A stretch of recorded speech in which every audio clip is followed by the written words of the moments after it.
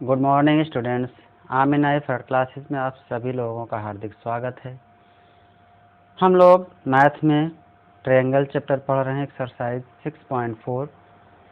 6.4 के last 2 question बचे हैं। आइए आज हम लोग उन्हीं के बारे में बात करते हैं। Question number 6। क्वेश्चन नंबर 6 क्या कहता है कि यदि दो त्रिभुज समरूप हों तो उनके क्षेत्रफलों का अनुपात उनकी संगत माध्यिकाओं के अनुपात के वर्ग के बराबर होता है। ठीक है, ये है क्वेश्चन नंबर 6। कह रहा है दो त्रिभुज समरूप है, तो हमने क्या किया, दो त्रिभुज बना दिया, त्रिभुज ABC और त्रिभुज PQM।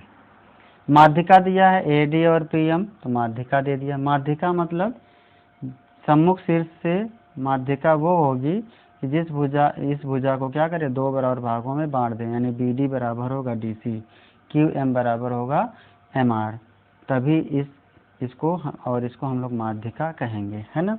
अर्थात बिंदु D जो है वो BC का मध्य बिंदु होता है, जो M है वो QR का मध्य बिंदु है ना। तो चलो दिया है सबसे पहले त्रिभुज ABC समरूप त्रिभुज PQR, और दिया है AD व PM क्या है, माध्यिकाएं हैं। ओके, सिद्ध करना है आपको area of triangle ABC upon, यानी दोनों का रेशियो, इसका और इसका रेशियो बराबर AD अपॉन PM का होल स्क्वायर। ये आपको प्रूफ करना है। ओके, चलिए आइए उपपत्ति की बात हम लोग करते हैं। उपपत्ति करते समय दो बातों का ध्यान देते हैं, क्या दिया है और क्या सिद्ध करना है। ओके, चलिए यहाँ पर देखिए, हम लोग जानते हैं, हम लोगों ने ये सिद्ध किया है कि यदि दो त्रिभुज समरूप होंगे तो उनकी क्षेत्रफलों का अनुपात, यानी area of triangle ABC whole upon area of triangle PQR बराबर होता है। बराबर होता है, क्या होता है, इनकी संगत भुजाओं AB तो PQ का होल स्क्वायर या BC अपॉन QR का होल स्क्वायर या CA अपॉन PR का होल स्क्वायर, ये होता है। हम लोगों ने प्रमेय इसको सिद्ध किया है। इस प्रमेय को हम लोगों ने सिद्ध किया है क्या, कि यदि दो त्रिभुज समरूप हों तो उनके क्षेत्रफलों का अनुपात, है ना, एरिया उनके क्षेत्रफलों का अनुपात उनकी संगत भुजाओं के अनुपात के वर्ग के बराबर होता है। ओके, इसको हम लोगों ने प्रूफ किया है। लेकिन इसमें क्या कर लिया कि यदि दो त्रिभुज समरूप हो तो उनके क्षेत्रफलों का अनुपात उनकी संगत माध्यिकाओं के अनुपात के वर्ग के बराबर होगा, है ना।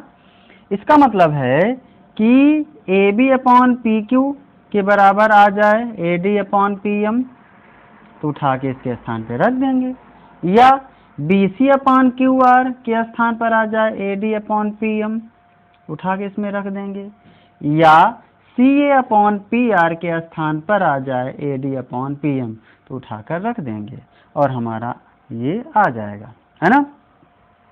ये तो हम लोगों ने प्रूफ कर लिया है, लेकिन अब हमें ये प्रूफ करना है। इसका मतलब है कि कुछ ऐसा आएगा, यानी इस तरह से तो होता ही है, हमारा कुछ इस तरह से आएगा, AB अपॉन PQ बराबर आ जाए AD अपॉन PM, है ना।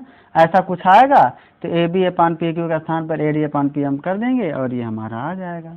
ओके गाइस, तो AB अपॉन PQ ये है, AB अपॉन PQ और AD अपॉन PM ये है। इसका मतलब है त्रिभुज ABD और त्रिभुज PQM, अगर ये हम समरूप दिखा लेंगे तो इस तरह से संगत भुजाओं का अनुपात बराबर होगा और AB अपॉन PQ बराबर AD अपॉन PM भी होगा, और AB अपॉन PQ बराबर BC अपॉन QR बराबर CA अपॉन PR भी होगा। क्यों? क्योंकि संगत ये दिया है समरूप त्रिभुज। ओके गाइस, चलिए आइए देखते हैं हम लोग।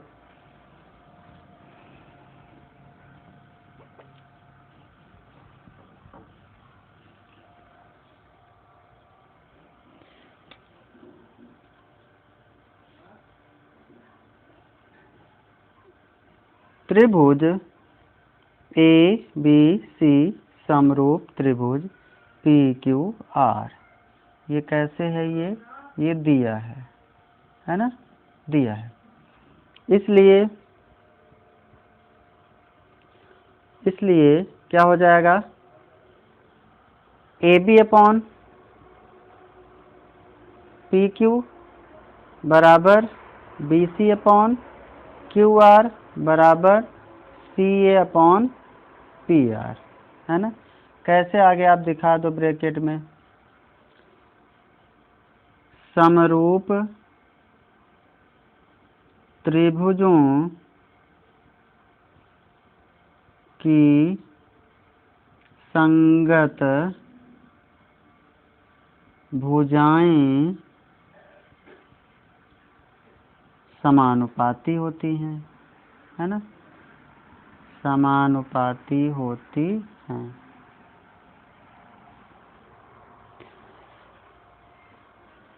इसको हम लोग कुछ ऐसा भी लिख सकते हैं, A B upon P Q बराबर B C upon Q R लिख सकते हैं। इसको छोड़ देते हैं, इसी को ले लेते हैं क्वेश्चन नंबर फर्स्ट। ओके, या नहीं लेते हैं, अभी जरूरत पड़ेगी तो ले लेंगे।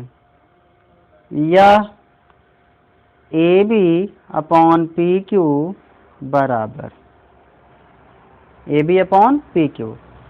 ध्यान दीजिए आप, बी सी, इस बी सी को हम लिख सकते हैं बी डी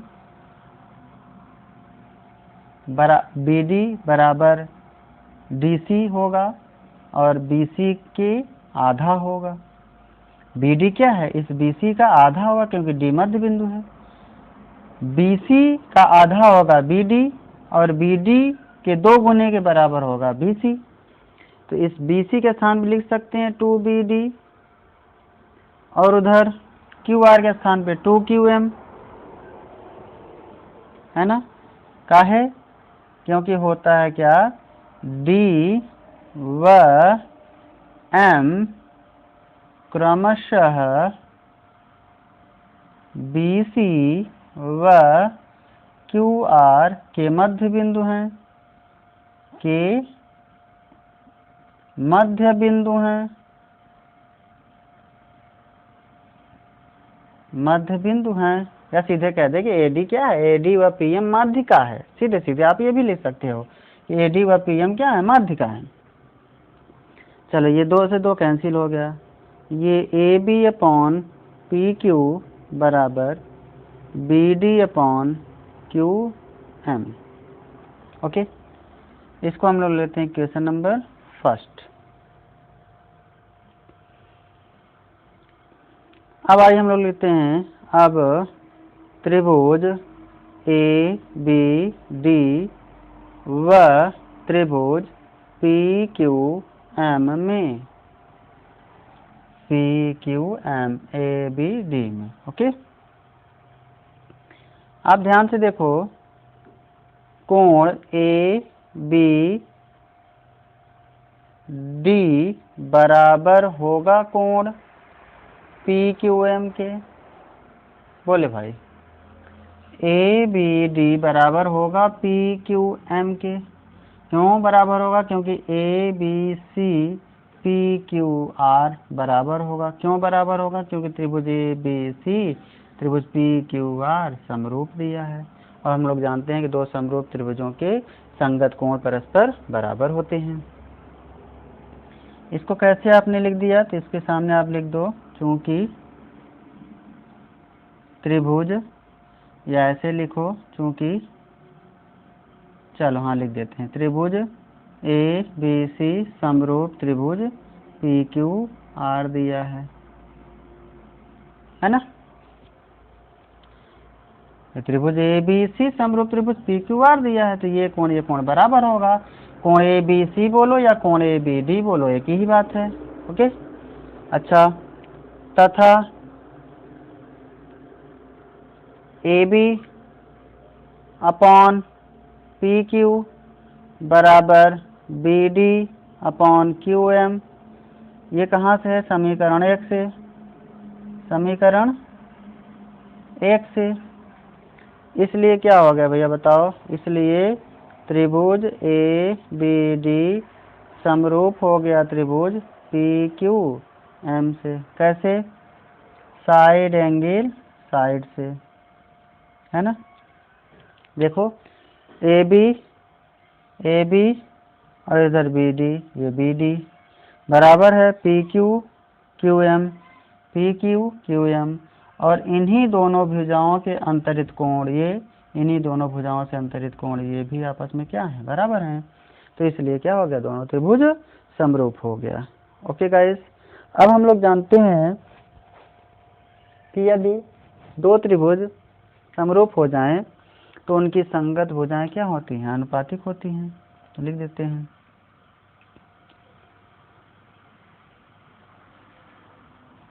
अतः संगत भुजाएं समानुपाती होंगी, संगत भुजाएं समानुपाती होंगी। तो क्या हो जाएगा? A B upon P Q, है ना, A B upon P Q. फिर होगा B D upon Q M बराबर होगा B D upon Q M बराबर होगा A D upon P M, A D upon P M होगा ना, या A B upon P Q बराबर A D upon P M. हमें ए डी चाहिए, है ना, हमें बी डी क्यू एम नहीं चाहिए। अगली लाइन में इसको हटा दिया, ये लिख दिया A B upon P Q बराबर A D upon P M. Okay, अब ये हो गया इक्वेशन नंबर 2। ओके गाइस,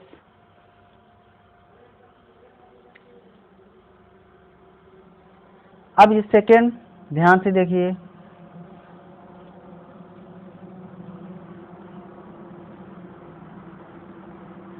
चूंकि त्रिभुज ए बी सी समरूप दिया है त्रिभुज पी क्यू आर के, ये कैसे है? ये दिया है, अपने से नहीं कर रहे हैं, इसलिए क्या होगा? Area of triangle A B C whole upon area of triangle P Q R क्या होगा? A B upon P Q के होल स्क्वायर होगा। बोलो भाई, दो त्रिभुज समरूप हो तो उनके दो त्रिभुज समरूप हो तो उनके त्रिभुजों का क्षेत्रफल का अनुपात उनके संगत भुजाओं के अनुपात के वर्ग के बराबर होता है। ओके गाइस, आप लोग ये प्रमेय पहले आप लोग सिद्ध कर चुके हो, है ना। ये प्रमेय आप लोग क्या करें? सिद्ध कर दिए। कैसे? प्रमेय 6.6 से, प्रमेय 6.6 से। प्रमेय 6.6 आपका क्या कहता है कि यदि दो त्रिभुज समरूप हों तो उनके क्षेत्रफलों का अनुपात उनके संगत भुजाओं के अनुपात के वर्ग के बराबर होता है। शर्त क्या है? दोनों त्रिभुज समरूप होने चाहिए। इसलिए अब आप देखो समीकरण 2 से A B upon P Q बराबर A D upon P M आया है, तो A B upon P Q के स्थान पर ए डी रख दो, हो गया।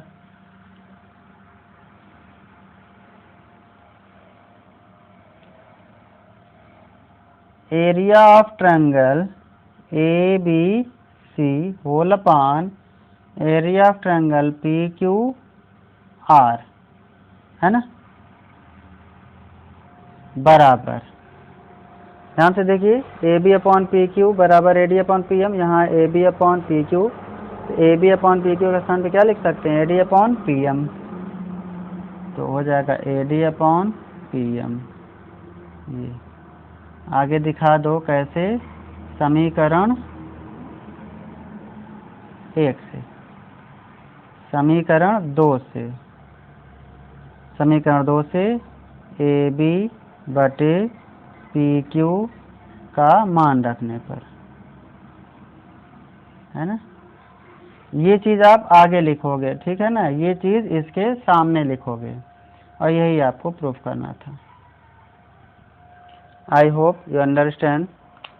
आपको कहीं दिक्कत नहीं होगी, फिर भी कहीं दिक्कत आएगी तो आप बताइएगा, ठीक है।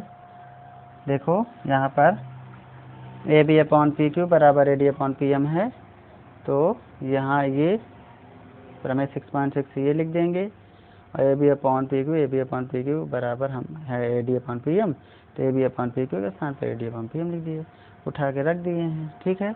अब इधर आगे जगह न होने की वजह मैंने नीचे लिख दिया, ये आप इसके सामने लिखोगे, ठीक है, और ये आपका प्रूफ हो गया। ओके गाइस, नोट कर लीजिए।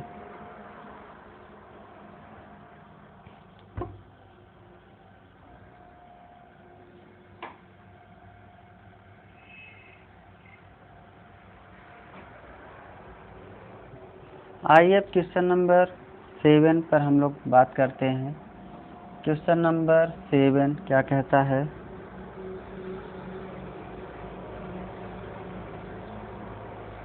कह रहा सिद्ध कीजिए कि एक वर्ग की भुजा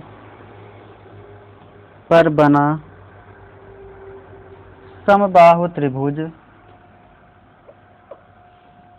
का क्षेत्रफल उसी वर्ग के विकर्ण पर बने समबाहु त्रिभुज के क्षेत्रफल का आधा होता है, ठीक है। यानी भुजा पर बना समबाहु त्रिभुज का क्षेत्रफल जो होगा वो आधा होगा विकर्ण पर बने समबाहु त्रिभुज के क्षेत्रफल के, या इसके उल्टा बोल दें कि विकर्ण पर बने समबाहु त्रिभुज का क्षेत्रफल 2 गुना होगा किसके, किसी भुजा पर बने समबाहु त्रिभुज के क्षेत्रफल के। ओके, ये आपको प्रूफ करना है। कह रहा है, कह रहा सिद्ध कीजिए कि किसी वर्ग की किसी भुजा पर बनाए गए समबाहु त्रिभुज, है ना, समबाहु त्रिभुज का क्षेत्रफल उसी वर्ग के एक विकर्ण पर बनाए समबाहु त्रिभुज के क्षेत्रफल का आधा होता है। ओके गाइस, सिद्ध करना है आपको। तो क्वेश्चन नंबर 7 सबसे पहले लिखते हैं, दिया है क्या दिया है, ए बी सी डी एक वर्ग तथा एक भुजा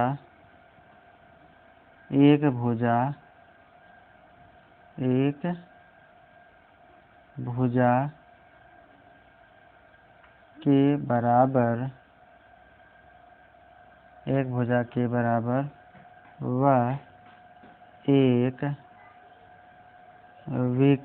व एक विकर्ण के बराबर समबाहु त्रिभुज ABCD एक वर्ग तथा एक भुजा के बराबर व एक विकर्ण के बराबर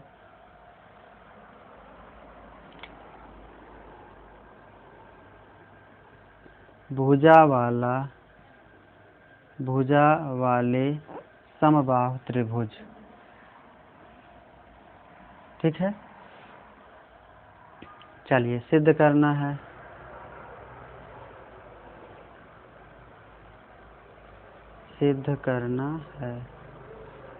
क्या सिद्ध करना है, पहले आइए त्रिभुज बना लेते हैं हम लोग, यानी चित्र बना लेते हैं।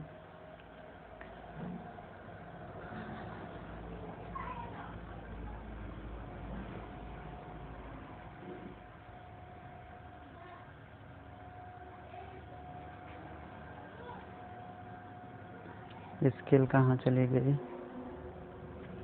ये है। आइए देखते हैं, सबसे पहले एक वर्ग बनाते हैं हम लोग।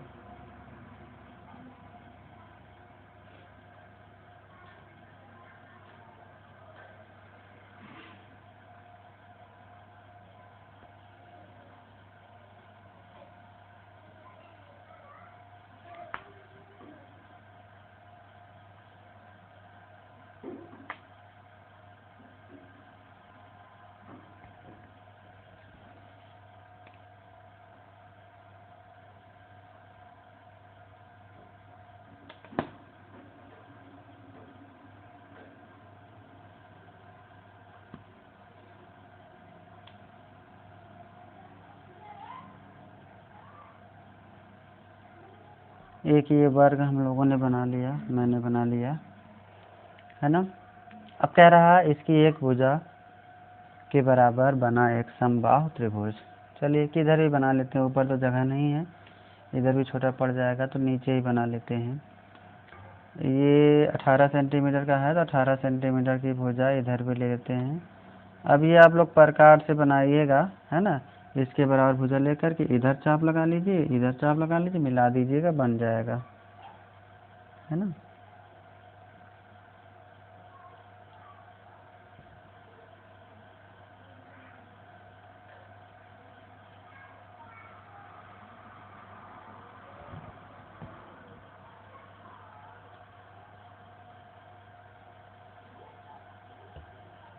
मान लेते हैं ये एक समबाहु त्रिभुज है और इसके एक विकर्ण पर, इसका एक विकर्ण है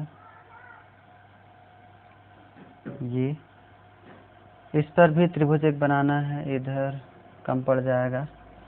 इसका विकर्ण कितना बड़ा है, लगभग 26, चलो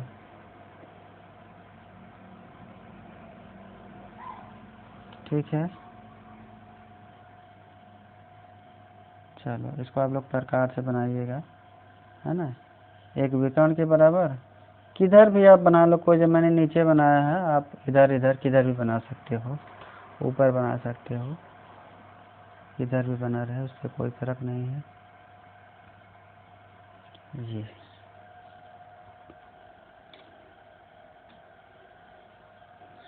देखिए एक वर्ग है यहाँ पर, ए बी सी डी, ये क्या है, एक वर्ग है। ओके गाइस,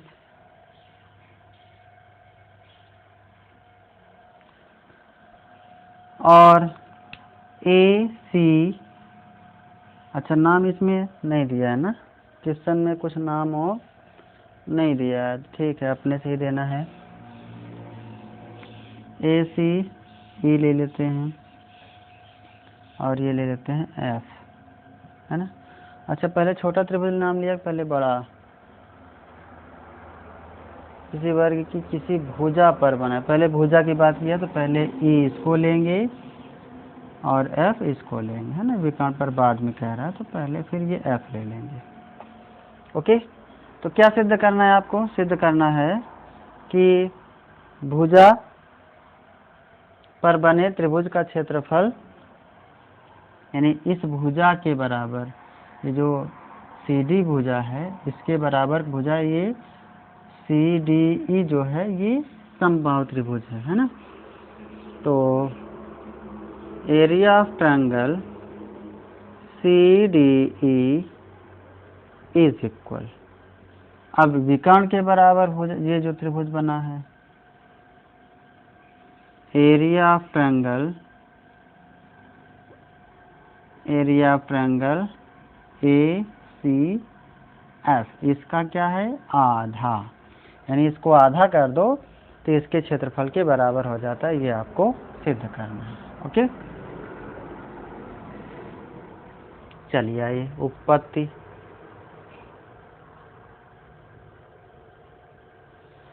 अब इसमें ए बी सी डी एक वर्ग दिया, ए बी सी डी एक वर्ग बना दिया तथा एक भुजा के बराबर, यानी मान लीजिए ये सी डी के बराबर एक त्रिभुज सी डी ई बना है ना, तथा एक भुजा के बराबर व एक विकर्ण के बराबर ये ए सी विकर्ण लिया गया, इसके बराबर एक ए सी एफ क्या है, भुजा, यानी वह विकर्ण के बराबर वाले समबाहु त्रिभुज हैं, समबाहु दो त्रिभुज हैं, है ना, दो त्रिभुज हैं, इस तरह से ले लेते हैं। अच्छा चलिए उत्पत्ति। उत्पत्ति में सबसे पहले हम लोग क्या करते हैं, जो ये भुजा, जो ये वर्ग दिया है स्क्वायर, इसमें हम लोग इसके भुजा को मान लेते हैं,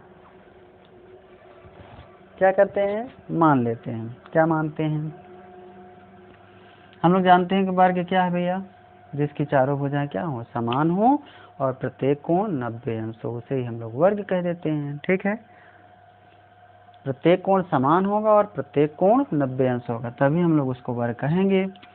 तो इसको ले लेते हैं, ये जो है ये प्रत्येक भुजा इसकी ए है, ठीक है, प्रत्येक भुजा क्या है, ए है, तो ये भी ए हो जाएगा। बोलो भाई, प्रत्येक भुजा इसकी ए हो जाएगी, तो इसकी ये वाली भुजा भी ए होगी, नहीं होगी, होगी। तो ये जो त्रिभुज है इसकी ये भी भुजा ए हो जाएगी। बोलो भाई, अच्छा, और ये भी ए होगा, है ना। तो ये विकर्ण AC कितना हो जाएगा बताओ। ये 90 डिग्री है, प्रत्येक कोण समकोण होता है, ये 90 डिग्री है, ये ए है, ये ए है, त्रिभुज ADC एक समकोण त्रिभुज बन रहा है। भाई वर्ग का विकर्ण क्या होता है, वर्ग का विकर्ण क्या होता है बताओ, A√2 क्या होता है भाई, आयत का विकर्ण होता है, आयत का विकर्ण बराबर होता है कर्ण के अंदर L² प्लस B², ठीक है। अब क्या होता है भाई, ये विकर्ण है, ये एक समकोण त्रिभुज बनाता है, समकोण त्रिभुज है तो ये हाइपोटेनस यानी कर्ण, कर्ण का स्क्वायर बराबर लंब और आधार का स्क्वायर हो जाता है। वही आयत में लंबाई और चौड़ाई होता है और हाइपोटेनस विकर्ण हो जाता है। अभी इधर कर्णी हटाओगे इधर वर्ग हो जाएगा, है ना। तो वही है जो पाइथागोरस प्रमेय है, उसी पर आधारित है ये। अब जब वर्ग की बात करते हैं तो इसमें लंबाई चौड़ाई दोनों सेम है, अर्थात A² प्लस A², तो ये हो जाएगा 2A²। अब A तो बाहर आ जाता है लेकिन √2 रह जाता है, तो ये हो जाता है वर्ग का विकर्ण। ओके, ये वर्ग का विकर्ण हो जाता है। इतनी बात समझ में आया। तो बस इसी का हम लोग क्या कर रहे हैं, यूज करेंगे। ओके बच्चों, तो यहाँ पर हम लोग मान लेते हैं, तो ये A का विकर्ण कितना आ जाएगा, इसका AD, ये AC A√2 हो जाएगा। ओके, चलिए, तो यहाँ पर हम लोग क्या करते हैं, सबसे पहले मान लेते हैं, माना आयत नहीं वर्ग है, वर्ग की भुजा A इकाई है, A इकाई है, अतः त्रिभुज CDE की प्रत्येक भुजा बराबर A इकाई, है ना, A इकाई। अच्छा, तो इसका क्षेत्रफल कितना हो जाएगा बोलो भाई, या चलो अभी क्षेत्रफल रहने देते हैं। तथा त्रिभुज ACF, त्रिभुज ACF की भुजा बराबर है वर्ग का विकर्ण, वर्ग का विकर्ण, और वर्ग का विकर्ण होगा A√2। बोलो भाई, तो ये हो जाएगा, यानी त्रिभुज ACF की प्रत्येक भुजा,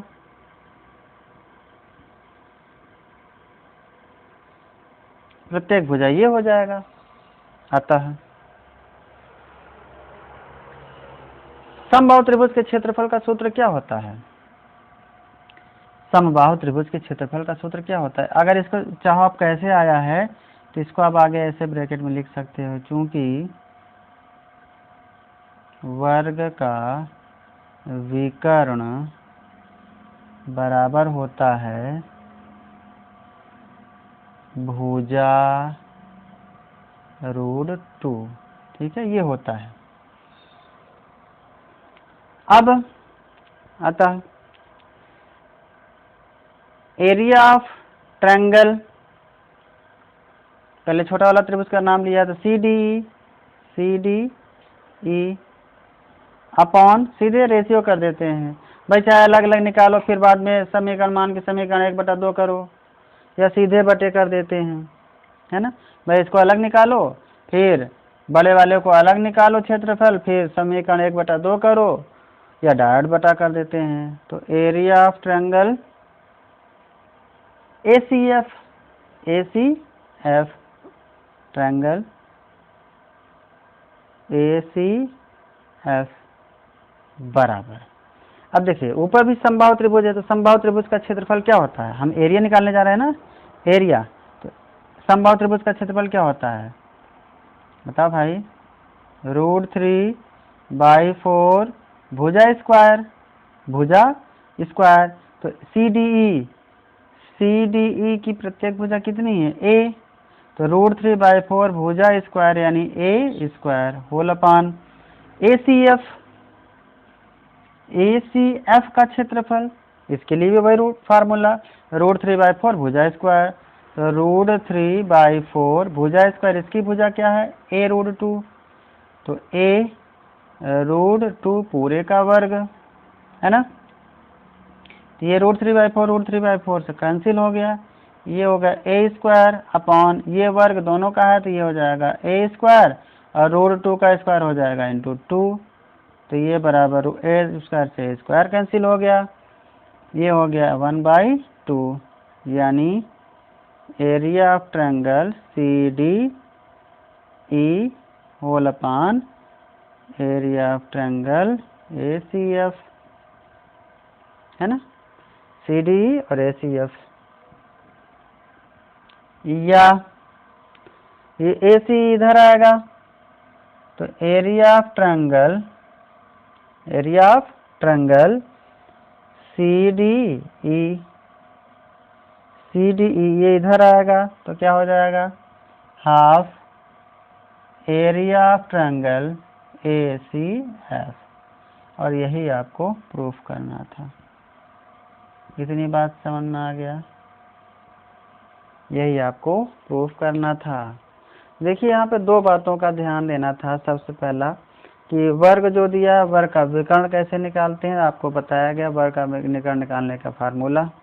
कक्षा 9 में आप लोगों को ये चीज़ें बताया भी गया है।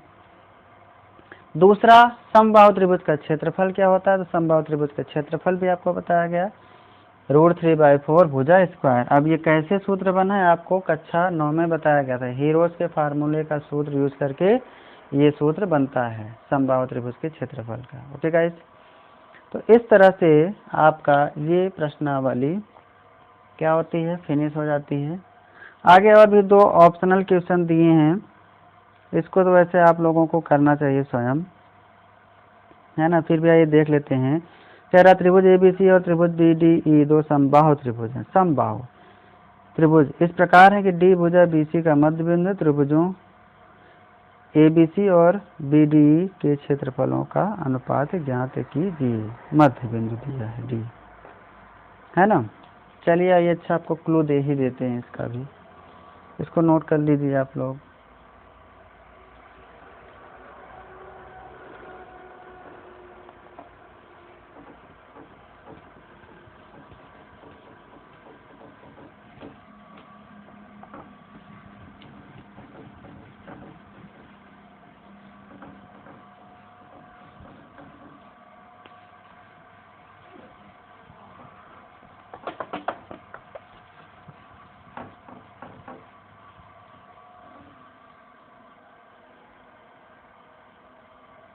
क्या कह रहा है, ABC BDE 2 समबाहु त्रिभुज इस प्रकार हैं कि ABC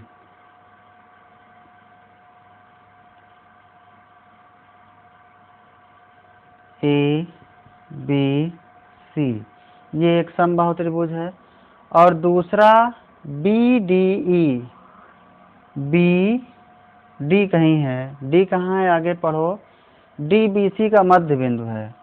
ये BC का मध्य बिंदु क्या है, D है ना, यहाँ पर D है।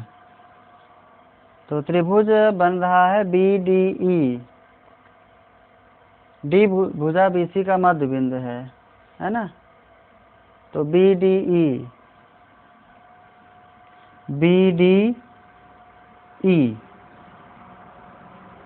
ई कहाँ है और दोनों समबाहु त्रिभुज है। इसका मतलब जब बी डी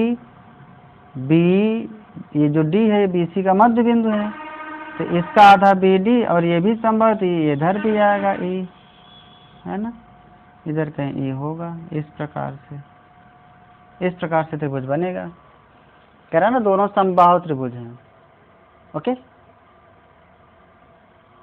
ये मध्य बिंदु है, ये मध्य बिंदु है, दो समबाहु त्रिभुज है। दोनों समबाहु त्रिभुज है तो हमें इसके लिए तो प्रूफ करने की जरूरत ही नहीं है कि दोनों समरूप होंगे कि नहीं होंगे, है ना, क्योंकि हम लोगों ने पढ़ा है कि दो समरूप त्रिभुज अगर हैं, कोई भी दो समरूप त्रिभुज सदैव समरूप होते, दो सर्वांग सम त्रिभुज,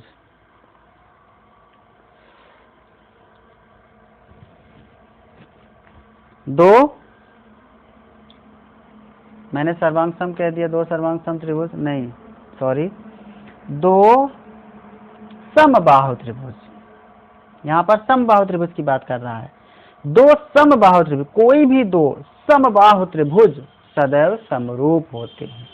कोई भी दो समबाहु त्रिभुज सदैव समरूप होते हैं। ओके, वो समबाहु त्रिभुज छोटा बड़ा हो सकता है, जैसे यहाँ पर त्रिभुज ए बी सी एक समबाहु त्रिभुज है, त्रिभुज बी डी ई ये भी समबाहु त्रिभुज है, दोनों समरूप है। तो कह रहा है तो इनके क्षेत्रफलों का अनुपात ए बी सी और बी डी ई, तो चलो भैया, तो हो जाएगा area of triangle A B C whole upon area of triangle, पहले संगत देख लो भैया, है ना, इसका कोण ये त्रिभुज ए बी डी, ये कोण जो है उभयनिष्ठ है, त्रिभुज बी डी ई का भी कोण है और त्रिभुज ए बी सी का भी कोण है। अगर त्रिभुज ए बी सी ले रहे हैं और ये त्रिभुज लेंगे तो यानी बी बीच में है, तो इस त्रिभुज का भी बी बीच में होगा, इसका मतलब है बी बीच में कर दिया। अब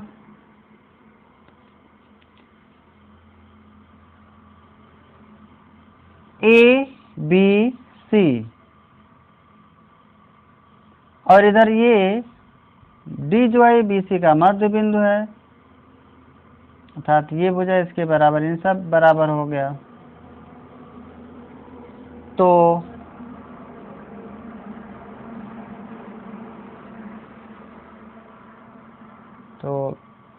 ई बी डी या D E B, okay, B D E, B D E, B D ई,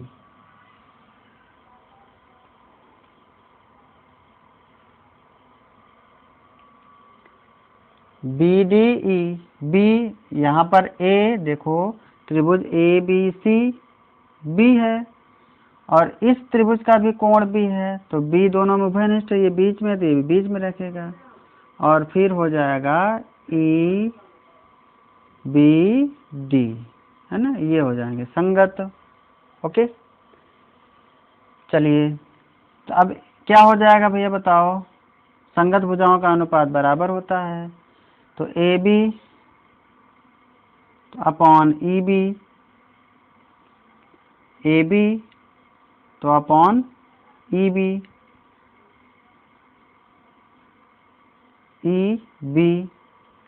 बराबर होगा, यानी ये वर्ग होगा, फिर बी सी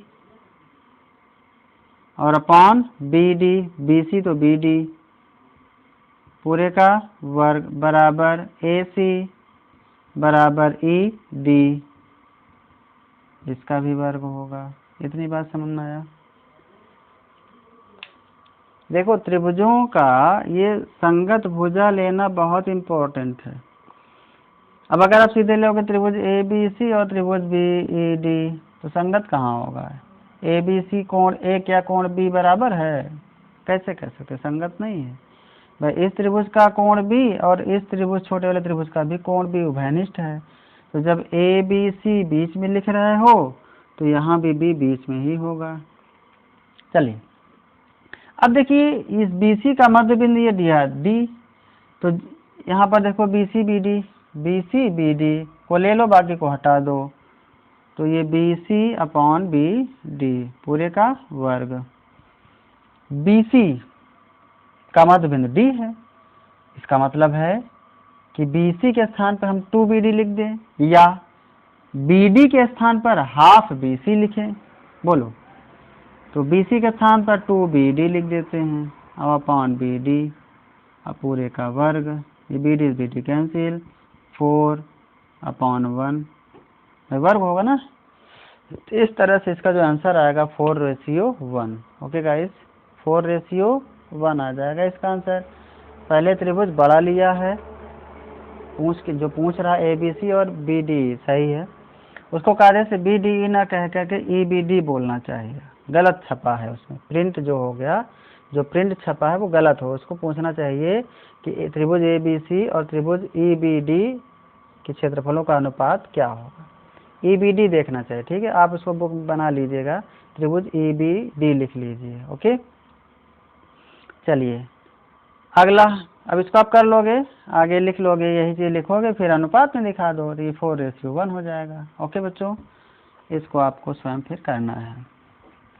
ध्यान दीजिए, संगत का बहुत विशेष ध्यान दीजिए, संगत अगर आप नहीं देखोगे तो क्वेश्चन गलत हो जाएगा। चलिए अगला क्वेश्चन कह रहा है, दो समरूप त्रिभुजों की भुजाएं 4:9 के अनुपात में इन त्रिभुजों के क्षेत्रफलों का अनुपात क्या होगा। तो भैया वर्ग कर दो, वो 4:9 दिया है, 4:9 दिया है, भुजाओं का अनुपात दिया है, तो जब क्षेत्रफलों का अनुपात निकालो तो इसका वर्गमूल निकाल दो, है ना। क्या निकालोगे, वर्गमूल निकालोगे तो क्या हो जाएगा, 2:3 हो जाएगा। बात समझ में आया। भुजाएं दिया है 4:9, 4:9। एक मिनट, गलत हो रहा है जी।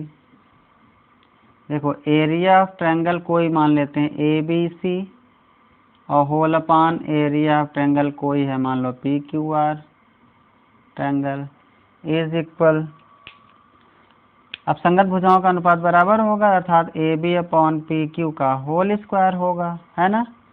और अनुपात दिया है ये 4:9, 4:9 अर्थात 4/9, तो वर्ग होगा तो 4 चौक 16 और 9 9 81, यानी ये होगा 16:81 होगा। सॉरी, जो पहले बताया गया था वो गलत है ना। अगर ये दिया रहता, ये वर्ग यानी त्रिभुज के क्षेत्रफलों का अनुपात दिया होता और भुजाओं का अनुपात पूछता, तो इधर का वर्ग इधर आता तो रूट लग जाता और तब इसका वर्गमूल निकालते, तो भुजाओं का अनुपात आता। लेकिन भुजाओं का अनुपात दिया तो भुजाओं का अनुपात तो वर्ग होता है, तो उसका इस तरह से यानी 16:81 हो जाएगा। ओके बच्चों, इस तरह से इसके सभी क्वेश्चन क्या होगा, फिनिश। और इसके बाद हम लोग पाइथागोरस प्रमेय देखते हैं। पाइथागोरस प्रमेय जो है वो हम लोग नेक्स्ट वीडियो में देखते हैं, क्योंकि टाइम यानी वीडियो काफ़ी लंबी हो रही है। ओके बच्चों, तो अगली वीडियो में हम लोग पाइथागोरस प्रमेय 6.7 और 6.8, 6.9 ये सभी देखेंगे, और इसके बाद हम लोग लास्ट प्रश्नावली 6.5 देखेंगे। ओके बच्चों, तो त्रिभुज चैप्टर काफ़ी बड़ा चैप्टर है, इसलिए इसमें काफ़ी टाइम लग गया, लेकिन फिलहाल मान लीजिए अभी 4 से 5 वीडियो में ये अध्याय आपका, ये चैप्टर आपका फिनिश हो जाएगा। अभी कम से कम 5 वीडियो तो अभी कम से कम बनेगा, क्योंकि काफ़ी क्वेश्चन भी हैं। क्वेश्चन इसमें प्रश्नावली 6.5 में 17 क्वेश्चन हैं।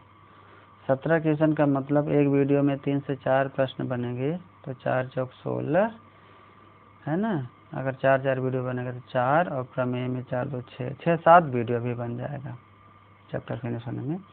ओके, तो आप लोगों से एक गुजारिश है कि आप लोग वीडियो अगर पसंद आ जाया करे, समझ में आया करे सवाल, तो आप लोग वीडियो को लाइक ज़रूर करिए, शेयर करिए। चैनल जो अभी तक जो लोग चैनल को सब्सक्राइब नहीं किए हैं, चैनल को सब्सक्राइब कर लें। ओके बच्चों, आज के लिए बस इतना ही। Thank you.